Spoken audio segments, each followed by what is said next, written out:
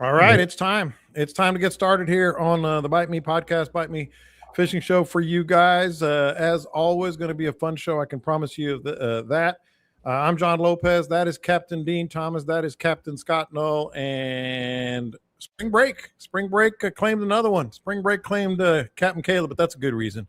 Always good to go out with your kid and I think some of his friends or whatever. But a lot to cover today. A lot happening. Been windy. Going to get better, I think. We'll talk about that. But of course, the particulars about joining us by you can join us every week on the YouTube channel. You can do that, of course, live on every Tuesday about 3:30 p.m. right now. Also, we want you to subscribe.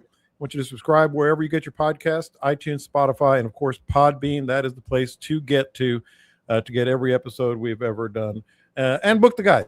Book the guys. We'll get to that a little later. But let's dig in right here on the Bite Me podcast. Hey, first of all, did you know we were newsbreakers? Did you know we were newsbreakers? What did we do? We got breaking news. I can break the internet, baby. We've broken the internet a couple of times.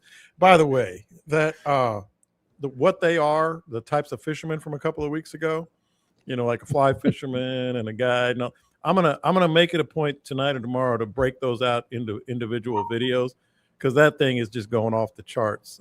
So I'll let people see. I'm really surprised that there wasn't some repercussions for that because all in the name of good sarcastic humor, but it isn't always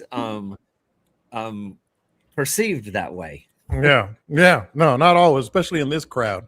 I think the thing on our side there was a shotgun approach. It was everybody, including ourselves. Yeah, everybody. Especially ourselves, to be honest. Caleb going off on the guides, though, man. That was I'm going to do that this week for sure, hopefully today or tomorrow, because it's worth your time, and I'll make it easy on you by separating those videos individually.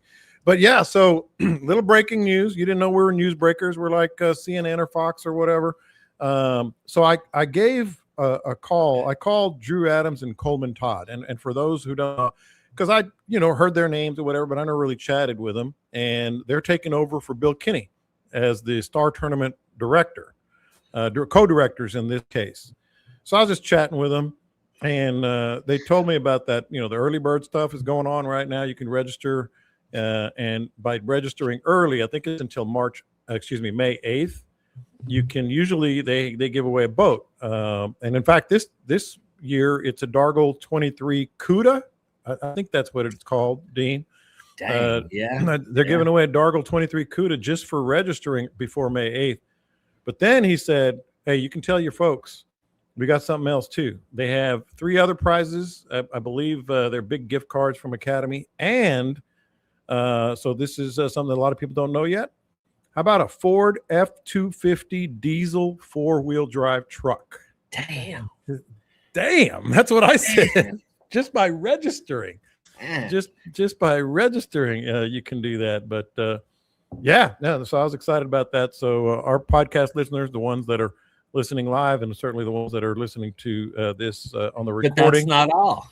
That's not all. You have more breaking news. Don't you have? We're gonna do the live release. Oh yeah, in fact, that's why I called them. That's why I called. I said, "Are we still going to be able to do that?" Not only are we still going to be able to do that, but we were kind of like just doing it on the fly before. They're actually going to bring a crew. They're going to bring a crew. So who was it? I forget. Oh, Ryan Towns.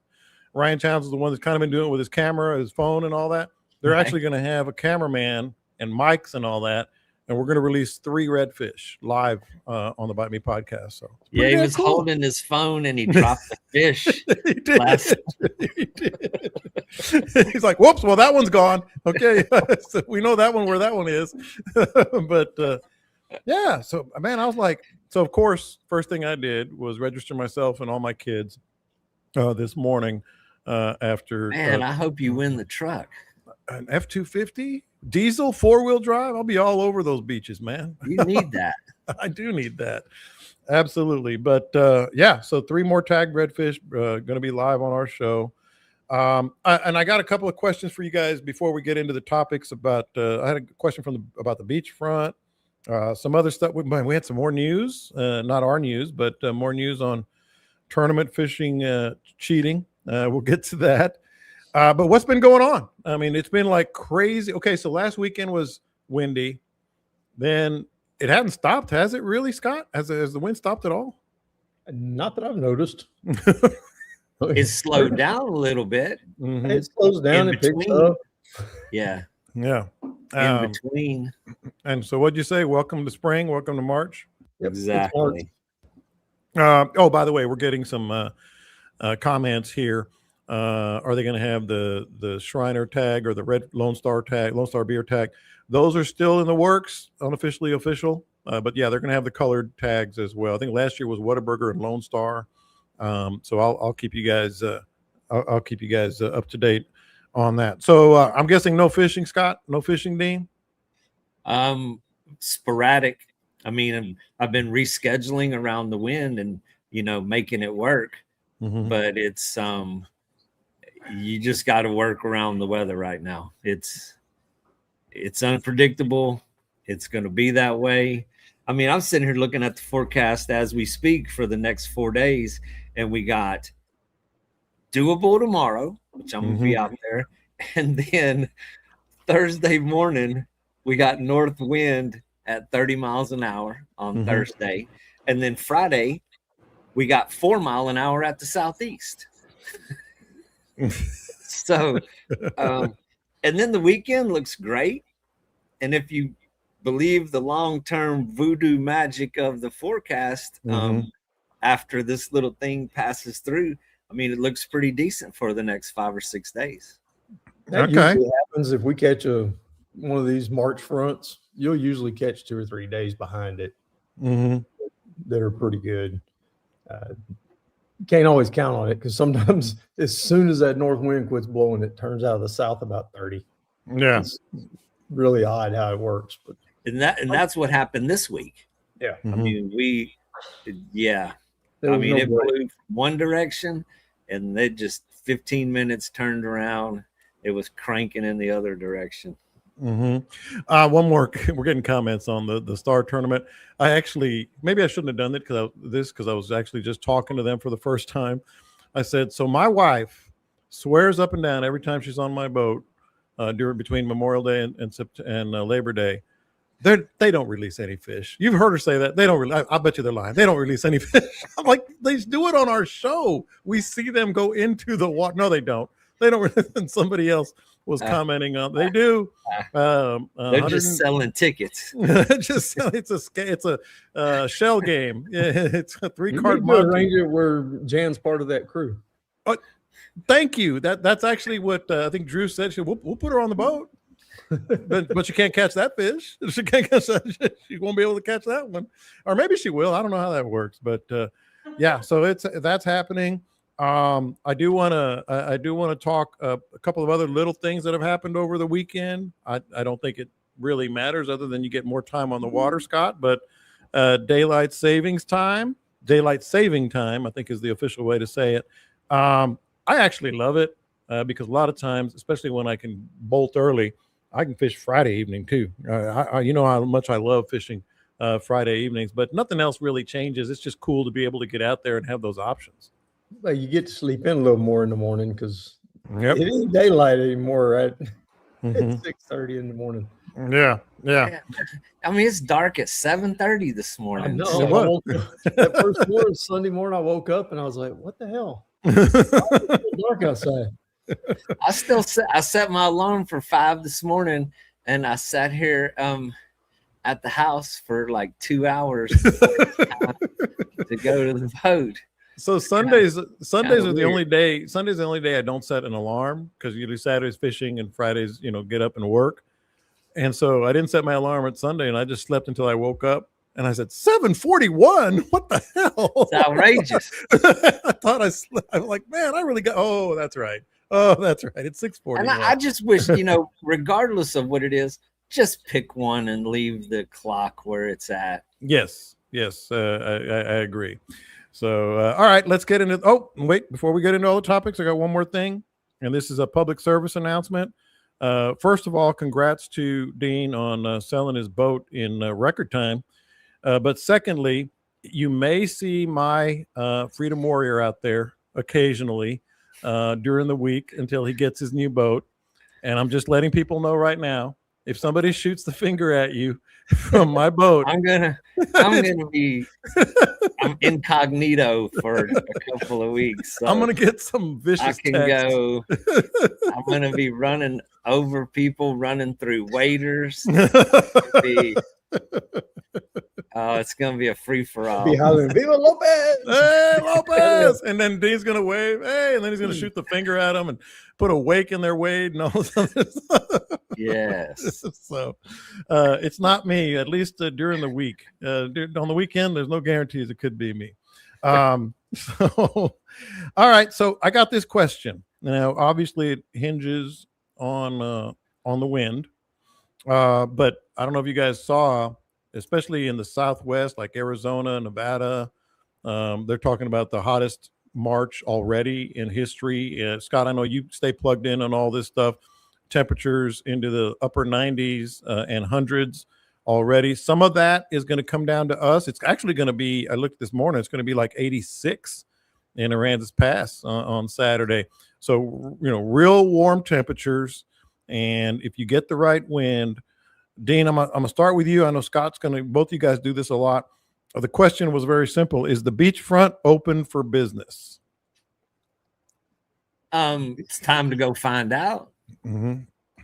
I mean, it's if the conditions are there and you can fish the surf zone, there are trout.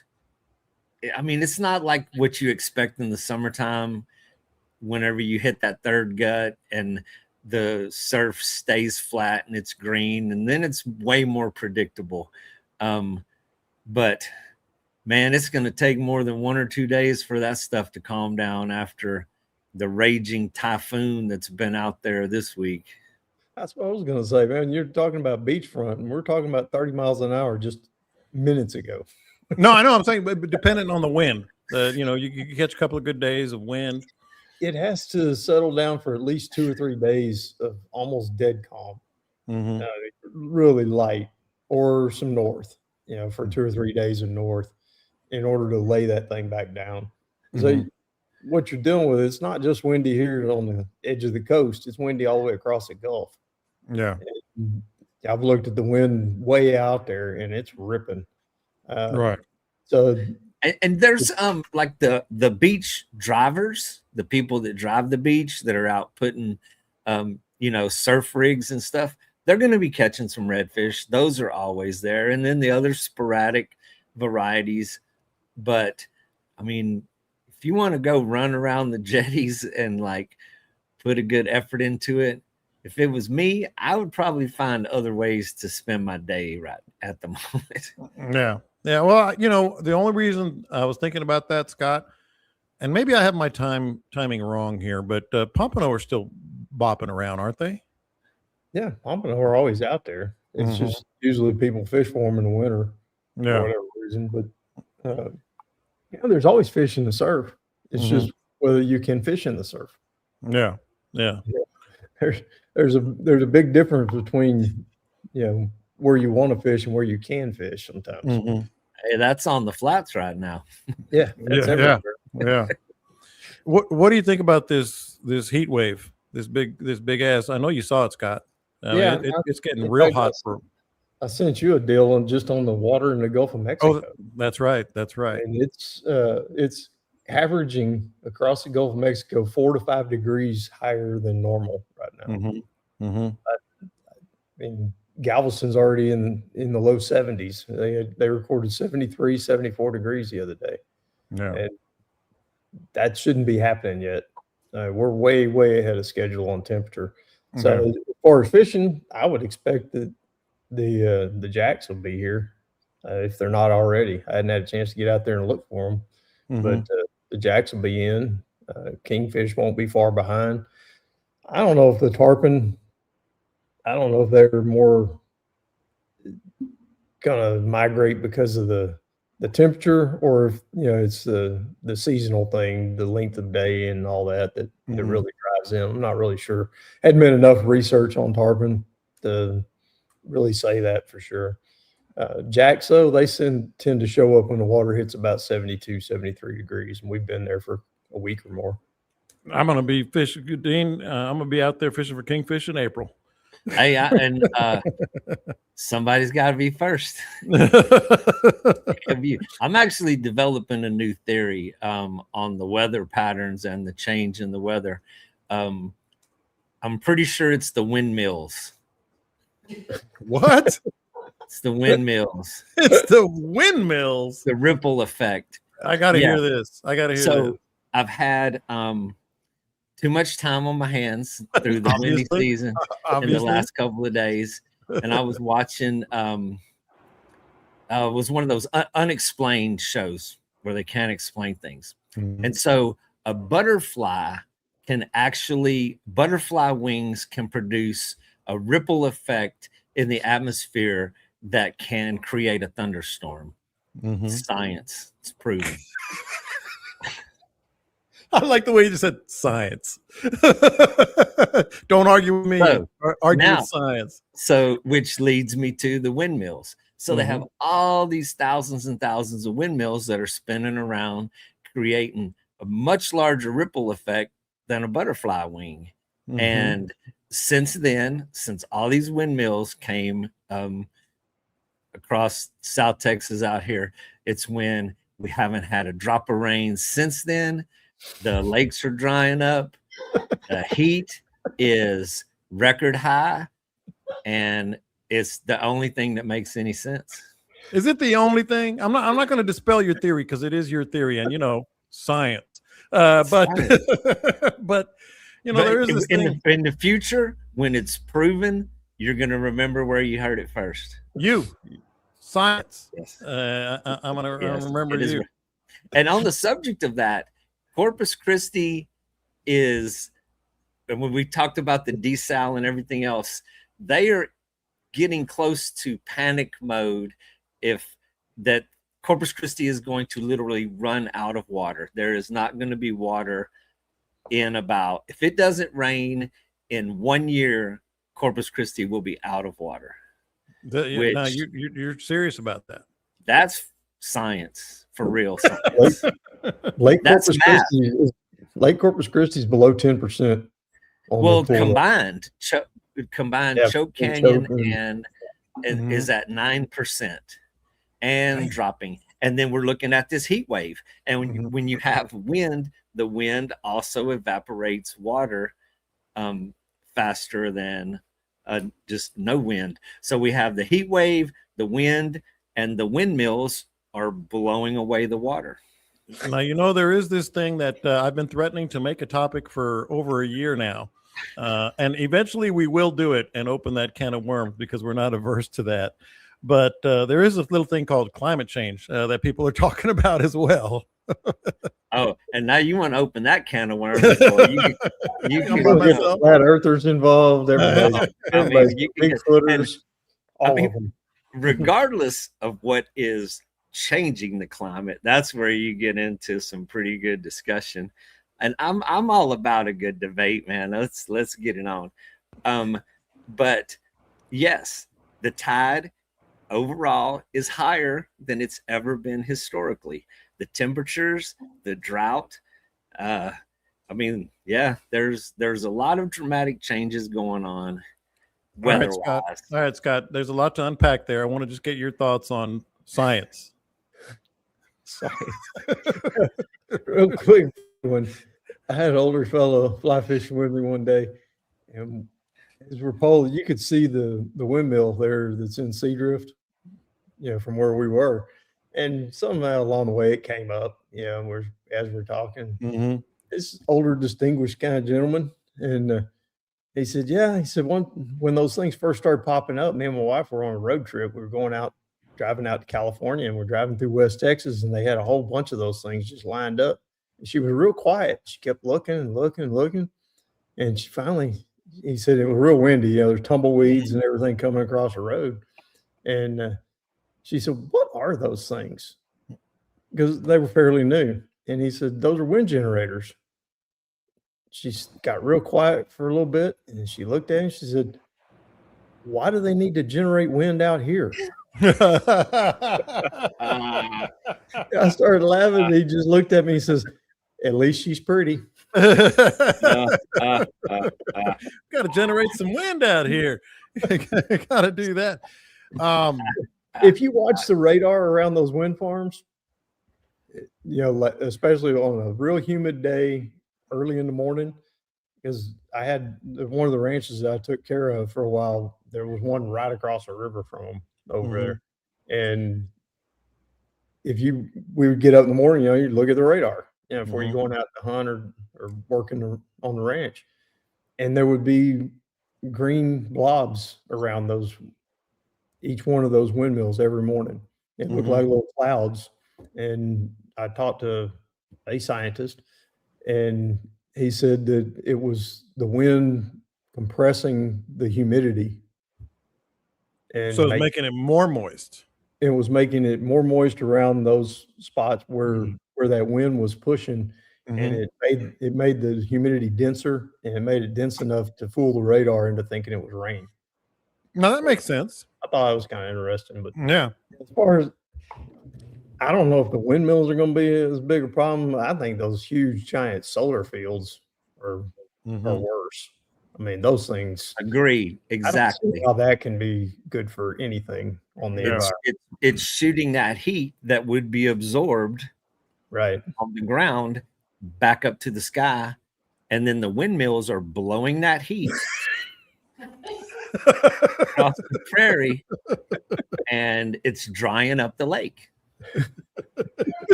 Science, guys. Science. Do the math. Science. Do the math. I like do the what math? It's science. Now Lorenzo's you're past changing science classes. right there. Now you're changing classes on me. I'm good in science. I'm not so good in math. You know, sometimes you do this show knowing that these guys are just gonna have some fun, and you never know what direction it's gonna go. Didn't know it was gonna go to windmills and solar fields, but I'm glad it did.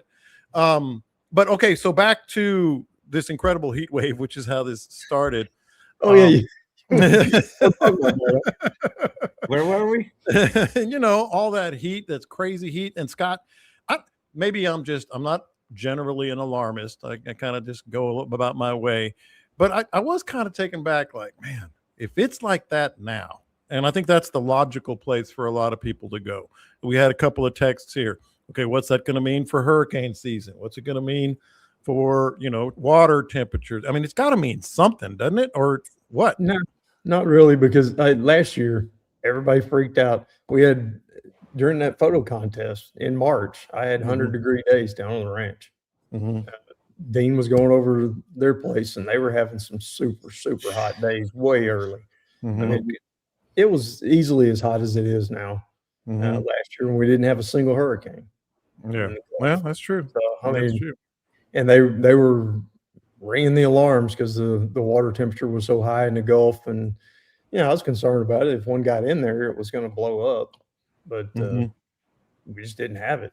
And Yeah, I don't know. The overall weather pattern is supposed to be fewer hurricanes this year because of what's going on out in the Pacific, but I don't know. I don't think they know really. They have they got a guess, but yeah. hell, they don't know Well, if which way the wind's going to blow Saturday. No kidding. And then there's that.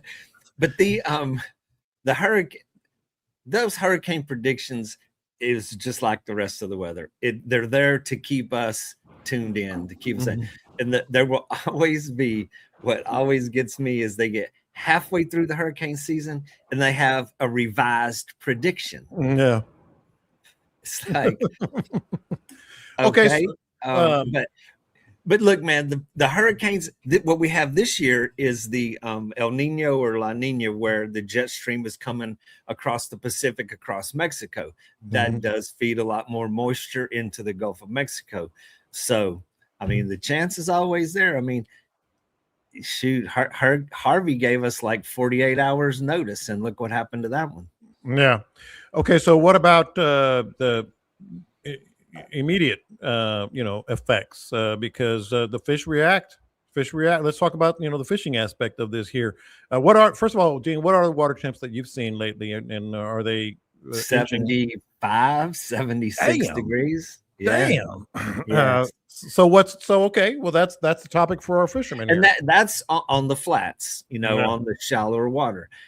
The Gulf, the channels are going to be a little cooler than that, but not a lot.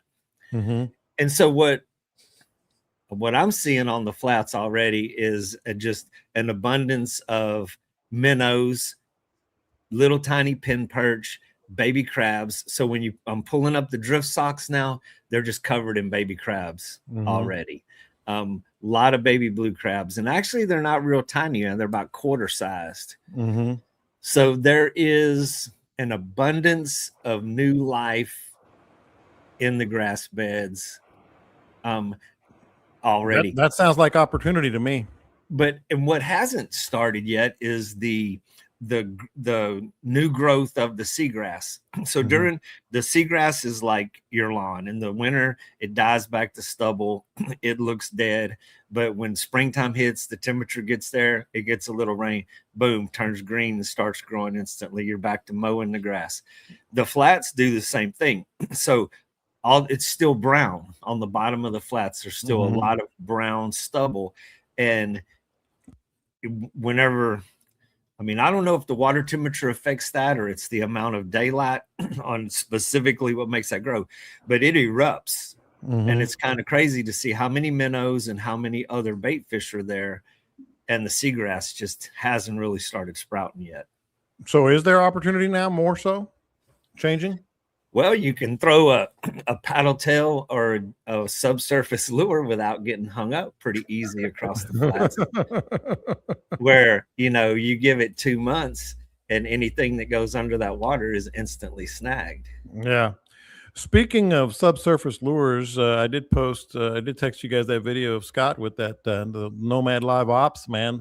I'm telling you, you always say, well, what can they do next with soft plastics? We've kind of seen it all. It's pretty damn cool, Scott. That video you did, and people can see it at Nomad. It wobbles, and that's the thing that I think you don't have to really work the bait, because not only is the paddle tail, it wobbles, and it just seemed to have some really good action on it. Yeah, it's got a pretty sexy little movement to it. Yeah, it does. You can reel it as slow as you want to reel it, and the paddle tail still works. Yeah. And it wobbles. And when you throw it out and you let it settle, it wobbles, and that little paddle tail is almost like spinning above it as it's going down. Yeah, pretty interesting. Yeah, I was very pleased with them. And they're tough as hell. Yeah, I forget what they're made of. I'm gonna have to hit them up. And the plastic that's in there, I forgot what they called it. I was supposed to know it for those commercials, but I never could get it all right. You should watch your own commercial to refresh your memory. Just read the script. I don't think I even got it in that. But yeah, the cameraman just kind of threw his hands up. So we'll make it work. Yeah, you caught a fish. You caught a fish, so we're good. We caught a lot of fish. We caught a ton of fish during that deal. So yeah, it's a really cool little setup. They got a whole bunch of new plastics. All different sizes, different thicknesses. There's one they got that's another paddle tail called the Dozer. It's just a real thick, heavy bodied paddle tail, and I like that one as well. Yeah, it's pretty good. I think they're the Live Ops. I'm gonna hit them up, see if we can get something going there. Oh, also speaking of which, and then we'll get to the next topic. You're talking about the hunting last season. I talked to Marcus Canales last week for the show, and he was great, man. He's got 5 ranches. He's got 5 ranches he works on, man. Everything from like 500 acres, I think, is his backyard ranch, to like 2,000. That's gonna be a really cool thing. We're doing it every Sunday.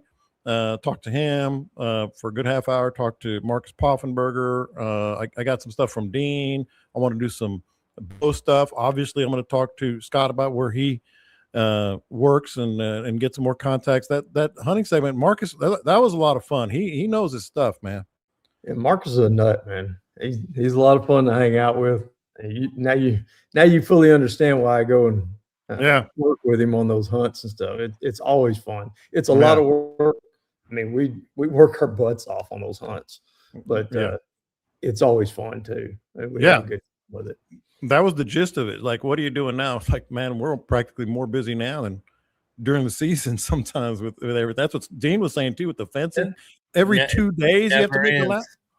You have to take a lap on your property every 2 days to make sure some hogs haven't cut a hole through your fence. You got to drive around the fence.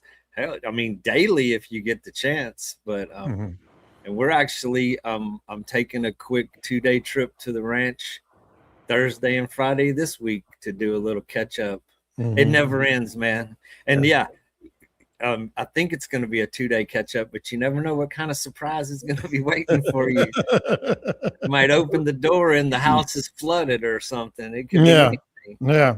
Like around here, we've got the sand everywhere. Yeah, it's just super soft sand. I've watched a coyote dig a hole big enough for a coyote to go through it, and a pig or anything else in a matter of 45 seconds, minute at the most. I mean, they can get in. If they want to get in, they can get in under that fence. Yeah. And the pigs will just smash their head into it until they That's what I was talking about. Wire. I mean, that is I don't care. I mean, I've patched it with double wire and they come back and rip the patch open. So unbelievable. They are relentless. Yeah. All right. So let's get to, go ahead, Scott. Go ahead. Just reminded me, I didn't check my pig traps this morning. Uh-oh. I want to go when I get off of here. see what's happening on those. Some of those, have you seen the bomb ones? The pig trap that like gets them all in there and then poof, blows up a little bomb. Oh yeah, the tannerite. Yeah, that I couldn't remember the name of it. Yes. Like, I tried that once. It didn't work out. That's why he has 4 fingers on one hand. We actually, I have, I got like 8 pounds of that stuff, which is supposed to make a pretty good explosion. Oh, I've never done it. Don't use that much. Yeah. Yeah. It was 4 pounds of each ingredient. And I have. Make sure you read that right. It is sitting there. I just haven't put it together yet. One of the guys out on one of my ranches that I was running, they decided to do that, and they let all the little pigs get underneath the feeder, and they shot it. I think they had 1.5 pounds, 2 pounds, and it knocked the feeder over. So, yeah. I want to be careful with that stuff. Might want to experiment with a half a box. It's explosive. Yeah. All right, so let's get to this topic because this one hit home. When are they going to learn, man? I mean, this just happened. I think I saw a documentary on it. I actually would recommend the documentary. Remember was it walleye, where they put the weights in the fish? Yep. I think it was walleye, right, Scott? And there's actually a documentary. I think it's on Netflix about it. And I thought, well, I don't know how good this is going to be. It was actually, very good, especially if you're a fisherman.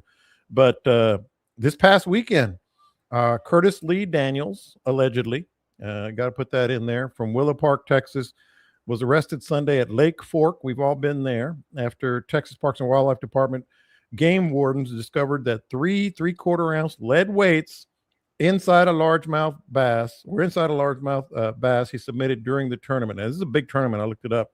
The same weights were later found in Daniel's boat, leaving little doubt about how they ended up in the fish.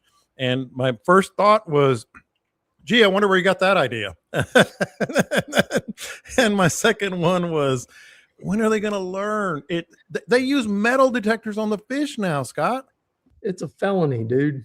I mean, if the prize money is over, I think $10,000, $5,000, I forgot what the level is. The prize on that amount. The prize was $11,000 in that tournament. Oh boy. He just made the cut. Just made the cut for a felony charge. I don't get it, but people, man. I don't know. He wanted to be a famous fisherman. Well, he is. Man, dude. Pretty famous now. Infamous. It's just crazy that even someone knowing the consequences of that and the power of the social media, why would anybody even attempt that? And yes, they're going to wand the thing with a metal detector. And I mean, you got to be a special kind of stupid to do that one. But of course, yesterday, every fishing page, every single thing I scrolled across had that dude's orange jumpsuit picture with that sad look on his face. And then the fish waits with the fish, in the picture with him. I was like, man, dude, crucified. And it reminded me, Scott, of like, I always think of like the people who finish second and third, because I don't know what you can do, but I was one. I know. Yeah, that's why I asked you, because I remember you did that, and it's just ridiculous. Just shrug your shoulders and move on. That's all you can really do. I mean, I wasn't going to fight it. They ended up giving it to me later anyway, but once those guys finally disqualified themselves, but the tournament director wouldn't even disqualify them. And that was one of the issues with the walleye guys. He until they found him, there were a lot of suspicion, and there might have been suspicion with this cat, but you can't really do anything until it's proven. Yeah, it's well, like John pointed out on the feed there. The Speckled Truth had a problem with it, and they're doing the live weigh-ins, and they had guys that were doing the live weigh-in. In these new tournaments, they assign everybody a scale, and you go out and you take a video or a picture or whatever with it on the scale. And they were taking pictures of the same fish and turning it around. I mean, it's like, this is one, and this is another one. Yeah, and Speckled Truth called them out right there on Facebook, in front of God and everybody. And it got kind of nasty too. And I don't know what kind of money they're paying in that tournament, but whenever you're not physically bringing a fish to be inspected, that just opens the door for cheating, but if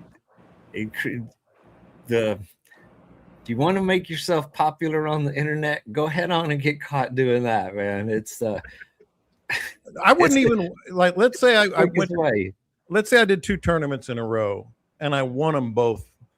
I would immediately kind of almost feel not guilty, but like, is everybody suspicious of me? Like, let's say I did it like legitimately, like, because these guys were winning, I think 3 out of 5 tournaments, and then they, I guess, misgauged or whatever. Immediately, everybody's like, nope. Like we talked about this, but I mean, I'm skeptical about just about any of these major tournaments now. Yeah, I mean, we faced it in the kayak stuff when we were doing well in the kayaks. If you were winning, you got to be cheating. Yeah, it was constant, and that's part of why I got out of the tournament stuff. It was just too much drama. And I would have liked to have seen Dane's reaction to that. But if it was in your home waters and you didn't do well, then you really sucked. But if you won, then you were cheating. I never could figure it out. So it's best if I step away. I can live without all of that, man. It's I guess the fishing world is full of egomaniacs. I'm not one of them. Yeah. I'm here to I've been called everything you can imagine. Never been called a cheater though, thankfully. Oh, that's good. But the will that for people to do something that dishonest, to put themselves up in the ranks, it's just crazy. But there is a whole aspect of that out there in the fishing world. It does exist. It feels great. It feels great to win a tournament. I mean, it feels awesome. You feel like you're king of the world. And I've been lucky enough to win a few, and one of them I mentioned not long ago. I won it on my last cast, and it's awesome. But I don't know how I would feel if I won a tournament like that. I mean, it's ridiculous. Well, and that you got to look yourself in the mirror when it's over, Yeah. because I've been shut out enough times too. That's for damn sure. Oh man. Yeah. All right. So let's get to some topics here, some fishing topics and questions from listeners. When do trout move and when do they stay around structure? Now, my personal thought is it depends on the bay, but it might tie in with what we're doing, Dean. I'm going to start with you here because it is kind of one of those times. You know, we talked last week, I believe, about picking up 2 trout here, 2 trout there, all that stuff. When are trout more likely to move or fish? I guess if you want to extend it to redfish and others. But when do trout start to move and when do they stay around structure? Well, structure, defined structure. What are we? Redfish Bay and the flats of South Texas, where I'm at, there's just not a lot of structure. There's contour on the bottom, there's drop-offs, there's flats, and there's stuff like that. You go up towards Matagorda, Galveston, and those places, there are reefs, and there are in a marsh. When I think of structure, I think of more of a marsh-like environment where there is variety in the shorelines, variety in with the reefs on the bottom, and those are that. So when you're pertaining to the flats of South Texas, during like speckled trout specifically, during the colder months, through the winter, and right up until now, speckled trout are on the shallowest flats. It is the time of year whenever you're drifting, you're throwing top water, just throwing soft plastics. It is 50-50 on catching a speckled trout or a redfish. They're intermingled throughout that time of the year. We had this extreme drop in tide that pulled everything off the flats. So then the reds and the trout are on the edges of the drop-offs. But as the water temperature gets warmer, and especially when you get into the heat of summer, the speckled trout stay in deeper water. I mean, it is uncommon. You might catch one here and one there, but it's certainly not 50-50 drifting across the grass beds of trout to red. So as the water temperature gets high 70s, 80 degrees, the trout go live where they're going to live for the summer, which is much deeper water on the outside of the flats, the drop-offs, the spoil islands around the channels, and whether you're talking Redfish Bay, the Laguna Madre, all the flats of South Texas, that's pretty much the pattern. So, Scott, what I was thinking is oyster reefs, obviously Matagorda, your neck of the woods a little bit, up in Galveston. And I was thinking, I when the water, he mentioned water temperature changes, but I've caught them, all bundled up on the oyster reef. And then 2 days later, they're birds working and they're big trout, in the middle of the bay. So it kind of got me thinking a little bit about that. Water temp, tides. What are your thoughts on that? Bait fish. Whatever the bait fish are doing is what the trout are going to do. They're going to go to the kitchen no matter what. But when the water gets super hot and you're up in Galveston, they fall off onto this ship channel along the humps. They fall off onto deep reef. They used to fall off onto all the reefs when they had reefs back in the day when we had lots of oysters. Middle of the summer, that's what we did. We drifted deep water reefs. You wait early in the morning. You find them, they'll slide up there early and be along the edges, and you can catch them wading, no problem. But once the sun got up and it got hot, they moved on out a little ways. Yeah. But as far as structure, hell, a watercolor change is structure to them. Yeah. Anything that's an edge. Dean said his flats are void of structure. Well, they got grass. They got areas that don't have grass. That's structure. That's structure. Down in the Laguna Madre, you talk to Wayne and they talk about, they were fishing along the edge of this drop off. It was a 6-inch drop off. And I've seen it happen down there. Waiting for reds one day and they were up on this flat, and the next day they were flat out not there. And it was maybe 8 to 10 inch deep sand flat. There was a little bitty drop off that was maybe, it was less than a foot of a little ledge that went along there, and that's where the grass started. We had parked on that, walked up onto the sand, and couldn't find any fish. Walked back out there to the boat, and as we're walking to the boat, we cast and found the reds, and they were all around the boat. Yeah. We had walked Structure. we walked 5 miles trying to find redfish, and they were sitting at the boat. Mm-hmm. But yeah, it was just that little bit of a structure. They were right along the edge of that drop off. Mm-hmm. So you got to keep an open mind about what you consider structure and what they're going to be keying on, and pay attention to the way the tide's moving and what that's doing with the structure. You know, how's it hitting that drop off? Is it running down the drop off, or is it running onto or off of the drop off? That makes a difference sometimes.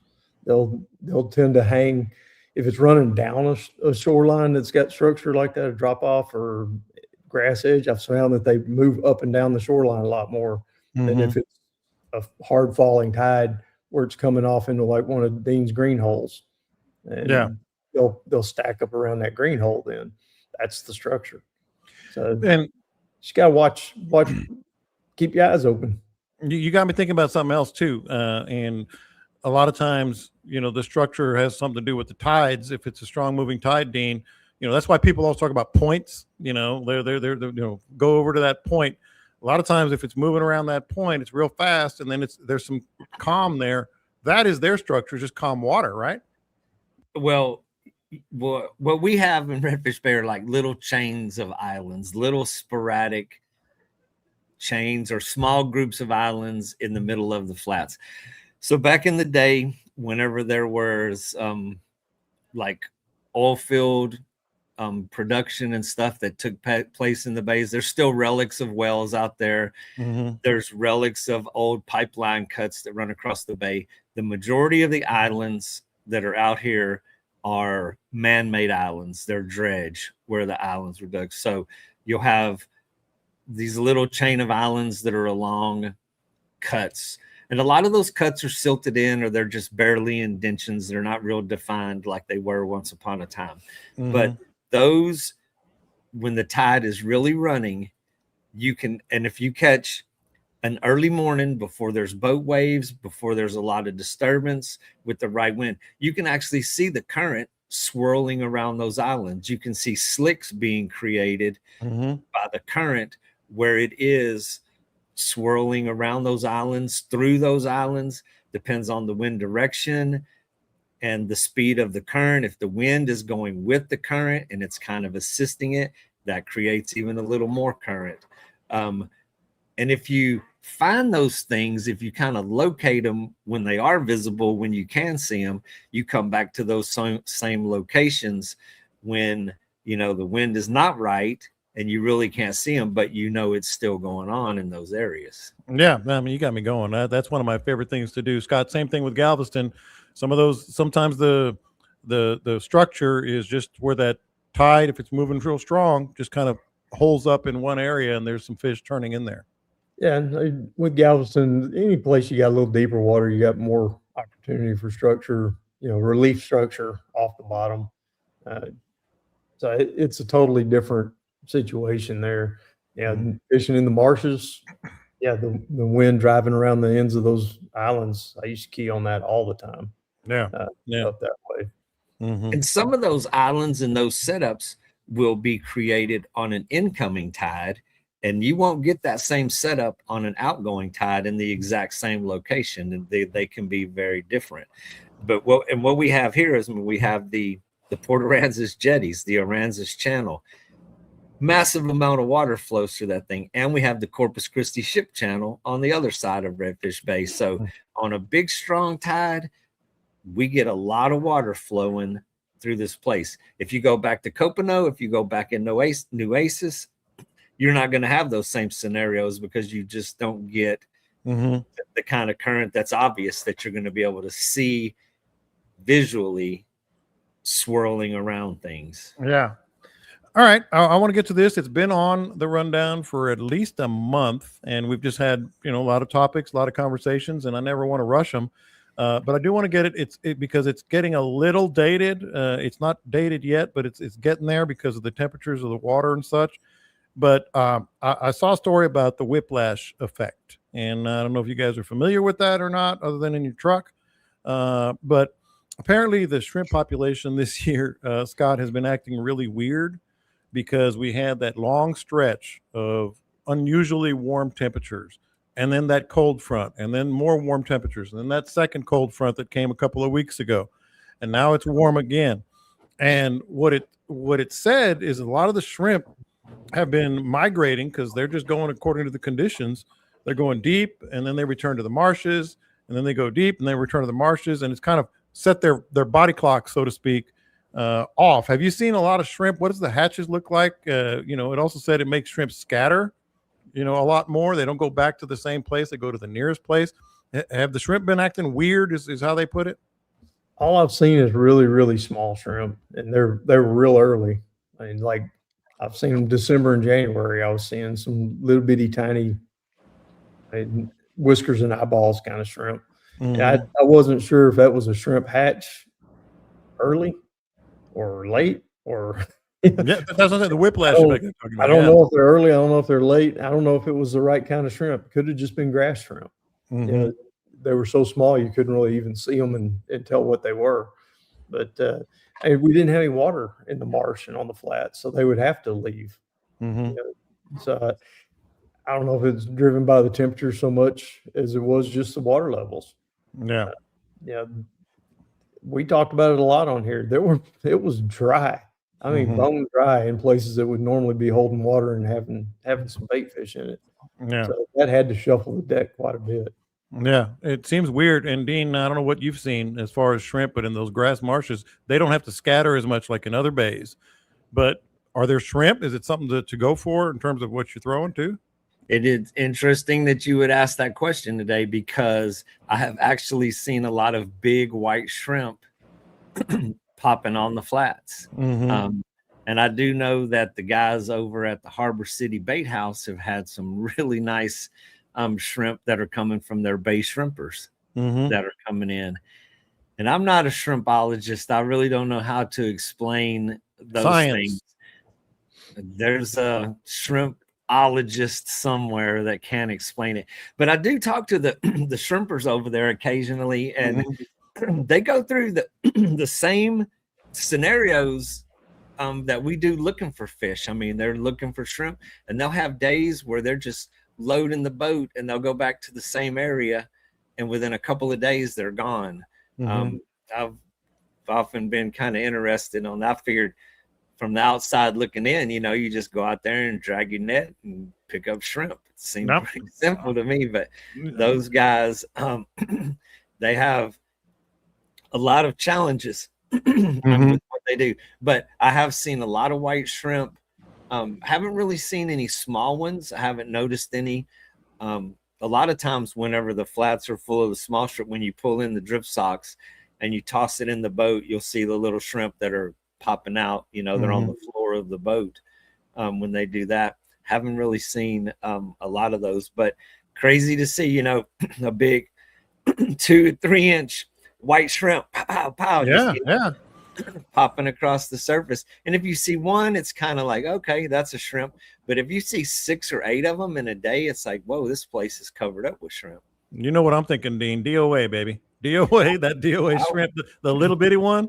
I was thinking bacon wrapped jalapeno cheese shrimp hors d'oeuvres. Well, that too. That's if you get shut out. You just go to the bait shop and pick up some table shrimp.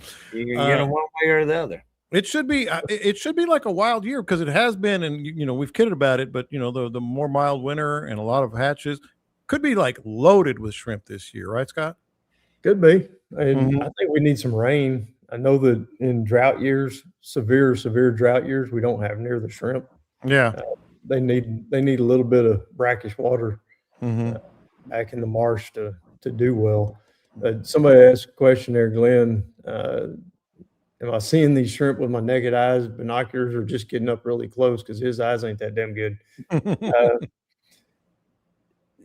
Mostly what I see when I'm noticing these fish, these shrimp, is I use the push pole up against the side of the marsh and the grass, and I make them jump. I intentionally do that as I pull through the marsh. Used to do it with a kayak. I'd hit it. See what's there, yeah. And just see if I can make any jump. And I kind of keep an eye on that and see how big they're getting. most of these I was seeing this time, there was some giant mullet. I mean, some of those big, huge mullet in schools that were moving down the shoreline, and the shrimp were jumping out of the way of the mullet. Mullet aren't eating the shrimp, but the shrimp don't know that. So they're just getting out of the way.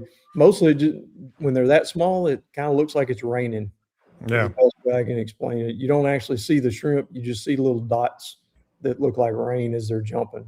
But when they're skipping on that water, there's fish underneath them. When they start doing that little popping in big groups, yeah, I'm that gives me another little homework assignment for when I go fishing this weekend. I'm gonna throw some little small DOAs out there, see if anything's happening across the bay.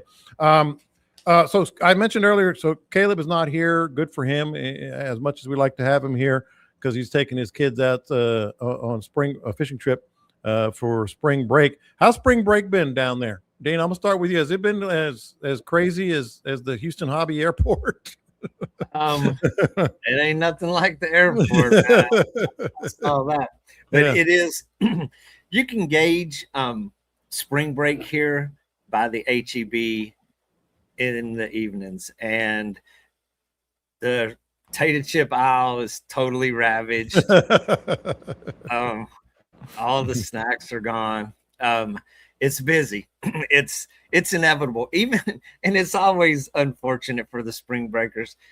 We always have bad weather during spring break. It is. I mean, they're down there, 40-mile-an-hour wind on the beach. It might be.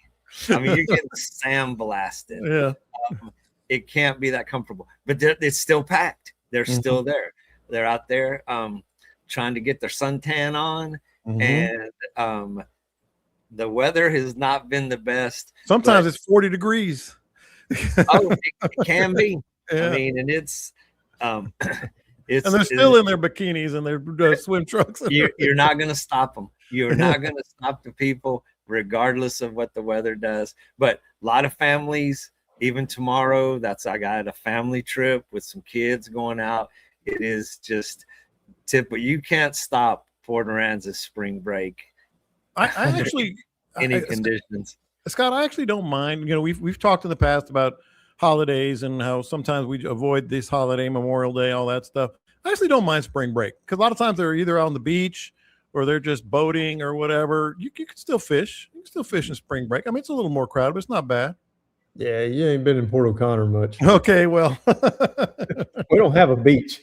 So that's true. Yeah. Everybody shows up here when we get the influx for holidays and things like spring break. We just get a lot more people on the water. All fishermen. Yeah. It changes that a lot. I mean, I say we don't have a beach. We have a beach. You just got to have a boat to get there.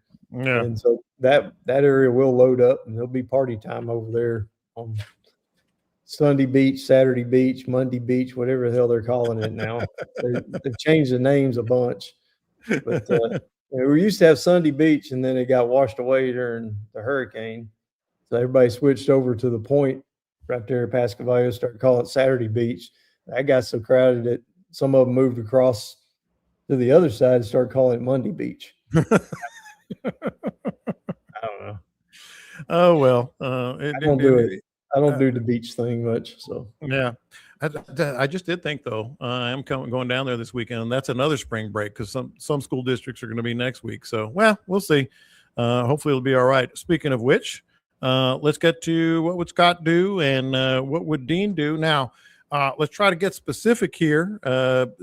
Speaking of what these winds have been doing, Dean, and the water temperatures, et cetera. What are you thinking? If you had to get out there this weekend, which I think you will, I definitely am. Well, what has really helped in the high winds is the high tide. So we've had this east wind that's been blowing straight in from the east, and it just pushes in a lot of water. So when the tide's coming in, the tide comes in twice as strong as it would. When it tries to go out, the east wind actually prevents it from running back out the channel. It kind of counteracts that. So the tide has just been coming up and up every day. So when it's windy, it lets me get up against shore or start my drifts much further up on the flats where I like to be. So, I mean, the water temperature's up, even though the wind's blowing, you get where you want to be. I've been throwing 3 drift socks out, and we're still drifting. I mean, at a good rate where you can control what you're doing. A lot of the big bay, a lot of the stuff that's been getting blown by the wind pretty hard is off color. There's a lot of dirty water in Redfish Bay right now, but a lot of those places that are protected somewhat are still crystal clear. So you just you're kind of limited to what you can do, but it still can be done. So we've caught fish on top waters. It's been the best. And I haven't been hitting those drop-offs. The edges of the flats are really hard to fish when the wind's blowing 30 miles an hour, because it's more specific on how you position the boat, being able to fill your lure. You know, it's a more sensitive kind of fishing, and it's just, you can't feel the bite. You can't park the boat precisely. And then if you do get the boat parked, you're kind of limited to casting it straight downwind. You know, you can't fan out a cast like you can drifting and throwing a topwater. So it's kind of business as usual. You're just looking for areas of clean water, and you're limited to the amount of territory that you can cover. Yeah, I got to guess that's even more so in some deeper water over there, Port O'Connor area. But I know you get up in the shallows, Scott. And by the way, James said, Dean, you had an opening there to talk about your shootouts. And Well, you didn't use it. And yes, the windy season is here, and the shootout sales have been brisk. Thanks to everybody who has participated. Been getting great feedback from everybody. If you haven't got your shootout yet, it is a game changer in the drifting world.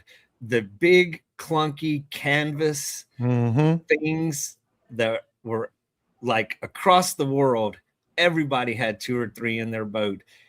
That has been reinvented, and these things fit in your pocket. They pop open like a parachute. And yeah, I'm a spokesperson, but I guarantee you they drag harder than the canvas funnel style. Yeah, and one will easily do the job of 2. I put 2, one on the front of the boat and one on the back on the windy days, and it parks that boat. When I'm really struggling, I put out 3, and it controls the boat, and you can still, you're not racing your lure back to the boat. It lets you present properly, and they work. So don't be the last kid on your block to get one, man. Well, I wasn't. I was one of the first, so I can attest to everything you just said. And we'll see. But Scott, if you can maybe talk about some of what the trout guys are going to be doing in Port O'Connor, even though I know you're going to be in the back bays with this wind and By the way, how high are the tides right now? Are they significantly high? Not all that much higher. I was just looking at. We're about a half a foot to a little less than a foot, depending on the highs and the lows. The highs getting to be almost a foot above what it's predicted. The lows are down around a half a foot. So it's not crazy, but we are getting water back on the flats and back up into the marshes. What Dean said earlier about the little crabs perked my ears up, because when the little crabs are around, that generally means I got tail and redfish coming. Yeah, that's going to start happening. Trout, I would be wading the shoreline with the wind at my back, and find you a safe route to get over there to that south shoreline, and then work your way up from knee deep on out, and knee deep early, and then as the sun gets up, maybe move out a little bit further. But yeah, I just looked at the water temperature too. Oh no, 80.6. 80.6 at the Port O'Connor Little Jetties. And I thought that's got to be wrong. So I started looking at it all over the bay, and way on up Port Lavaca was 78.5. Over in San Antonio Bay, it was 78.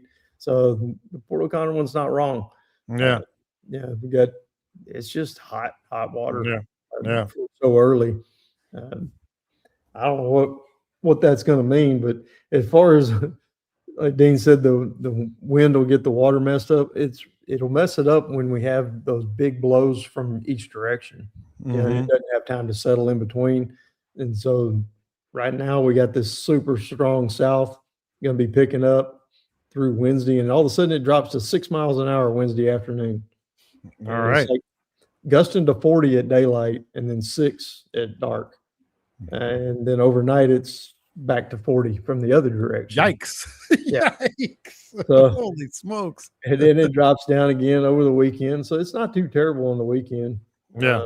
But then back to Monday again. If you leave it that far out, we're back into 40s again. Mm-hmm. Another norther. It's that time of year when Oh my goodness. you're gonna have strong winds blowing from multiple directions. So if you're going out on the weekend, Enjoy it while you can. but watch what it's doing beforehand. That'll Yeah. give you a clue as to where the cleaner water is going to be. Right. It'll give you some ideas about, sometimes you show up, you think, okay, well, I got a little north wind here. I'm going to get on this north shoreline. Everything should be fine. Well, it was blowing 40 out of the southeast yesterday. Yeah. You got to look So- at least 24 hours. Yeah, that shoreline got hammered, and it's probably a little off color. Yeah. So sometimes you're just kind of surprised when you show up and you hadn't been paying attention to what it was doing. Good stuff, man. Dean, you're laughing about something. You have something you want I was laughing at Scott when he said that with the wind that water be a little off color. Yeah, 40, you think? Like, yeah. 40 will do it. One I'm looking thing- at one One thing, of the hours it's saying it's gusting to 44. one thing that I will add a thought to that is those shorelines that are getting just churned through this big heavy wind, when the wind calms down and the outside of those islands that are getting pounded by those waves right now, those are the ones that we go to when the wind calms down, and that's where the speckled trout are at. Mm-hmm. I think they prefer that turbulence. I think the bait fish gets churned. It's easier for them to find bait and catch bait. So those areas and the underneath of those areas, it creates these wavy sandbars from the waves that are just constantly churning it. So it puts contour on the bottom in front of those shorelines that are getting just pounded. And then when you give it a day or two, that wind calms down, the water greens up, and then that's where you find speckled trout. Great stuff. You guys are the best, man. I'll be down there this weekend for sure. I know you guys are going to get some trips when you can, and I want all our listeners to book you when they can. Just go to the Facebook group page and hit them up or hit me up, and I can get you the information. But if you guys don't have anything, man, I really appreciate everybody joining us. Fun show as always. You guys catch them up. We'll talk to you next time. Bring your own rope when you get a shootout. Comes with a free envelope.